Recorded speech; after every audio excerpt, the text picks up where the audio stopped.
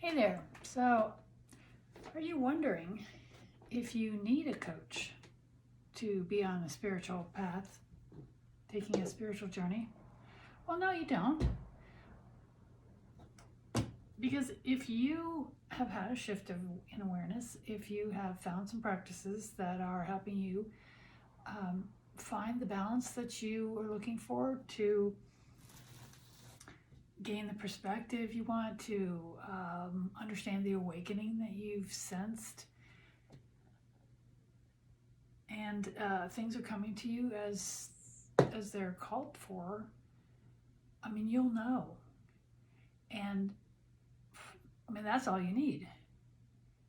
If nothing's lacking, if you are feeling like you're getting balance and it's working into your life, and you're able to deal with whatever's coming along, if you have support from the people who you're comfortable getting that support from, well then of course not, you don't need that. So what people who find it helpful is to have someone like me, is when a shift comes suddenly in their life, or some, there's some major change in their life, and along with it comes a shift in perspective. And I guess I could take my own example. I was in my mind when I was thinking about sitting here and having this little chit chat. I was going to talk about this later. I was bopping along, not necessarily happily or merrily or constructively or balanced or anything. I was around 30, 32, something like that. And all of a sudden, I was married, but not because I really wanted to be. It's just one of those, I knew nothing about myself, nothing about life. I mean, talk about a late bloomer. I was like, didn't bloom. I was like somebody, I just can't tell you. I knew Jack, okay? I was defaulting to everything. Like next time it was time to make a decision, I was like, oh, well, yeah, okay. And everything, it was really bad. So I'm married to this dude. It wasn't the kind of thing where we fell in love and, it was just, I won't go into that part. And he comes home one day and says, I'm an alcoholic. And I mean, I knew I had already asked him, why do you drink every day? This was 1980, I don't know, 2 or 3 or 4, something like that. 4, I think. And so people had not caught on to the whole alcoholism thing. And so I did not know. I said, well, so what does that mean? And he said, that means you should go to Al-Anon, which I had never heard of course. And we worked at a restaurant, the same restaurant. At the time it was a small one. And one of the sous chef line cook dudes caught wind of this, and he pulls me back. He goes, listen, you need to do that. Go to Al-Anon, because you'll just hook up with the same kind of person if you don't. And I also told my best friend from several years, like 10 years by that time, I think. And she, I won't go into that story, but she convinced me I needed to go to Al-Anon. So I went. I mean, so it just, and it's a spiritual program, 12-step program, and I ended up in other ones too. Actually, I ended up in the one where people from all the program, it was a 12-step meeting of people who were in all different kinds of whatever. So there were NA, AA, incest survivors, OA. I mean, we were all meeting in the same room. It was fantastic. Sometimes there were 200 people.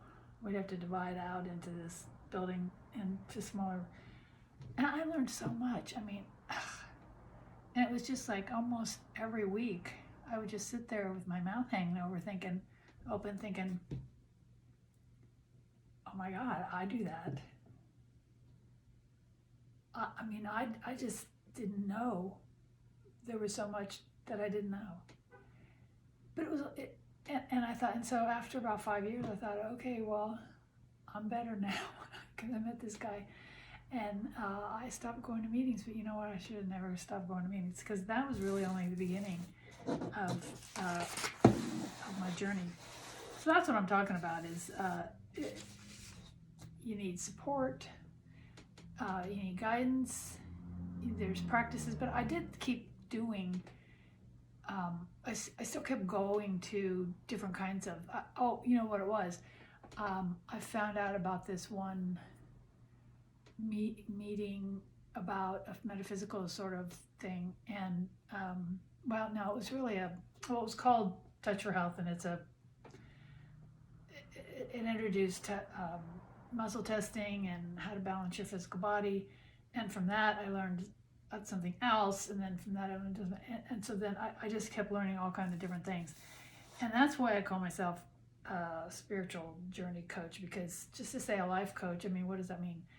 I mean, I know life coach. I took a life coaching training, so I have that certification, and that's kind of the one I learned was a lot about career coaching, and you know, I can help you with that.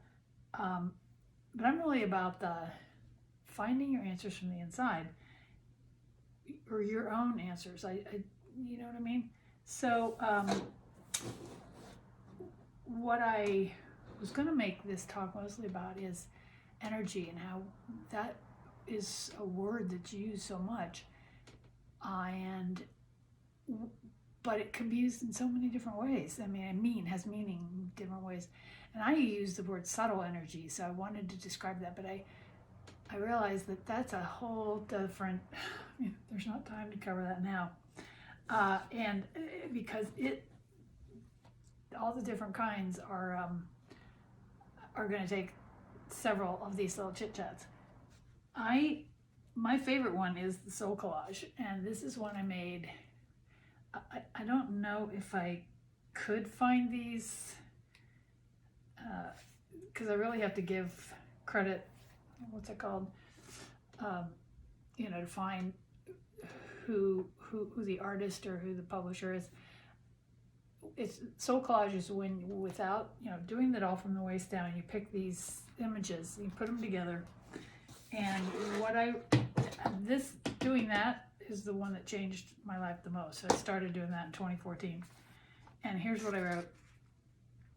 You start by the sentence is "I am the one," and then you let the answer come from down here, and you just write. No editing. You just, no matter what comes up, you don't edit, you just write it. You just let yourself write. It's some people call it automatic writing. And I wrote, because I didn't know what I was going to say, and I don't know why I picked those images. I am the one who holds a mirror up to the world and to myself. I ask, what is there? What is really there? What are you looking at? And what are we all truly seeing? And the next question you finish is, or that you ask the card, and the card finishes the sentence by saying, my gift to you, the card's gift to me, is holding the space as you break out of your shell. And then we asked the card to finish this sentence, and the card said to me, what I want from you is to be spontaneous, intuitive, play with light, color, and nature. But what happens is, it's not that I'm supposed to sit and contemplate that in my brain. Then you put it away, and then it kind of just turns. And the subtle energy just starts weaving and bubbling. And over time, this changes the subtle energy in me and around me. I'm telling you, it actually truly does. I could tell you more about that, but there's really not time this time around. And for my notes, I just really kind of wanted to say that I see another reason I picked Spiritual Journey Coach as my title, or whatever you call that, my description of myself. I see living on earth as a spiritual journey, period, and that it encompasses all of our experiences. That's why whatever's going on with you, we'll sort it, we'll give it space, and watch it as it sorts itself. All right, see you at the next chit chat.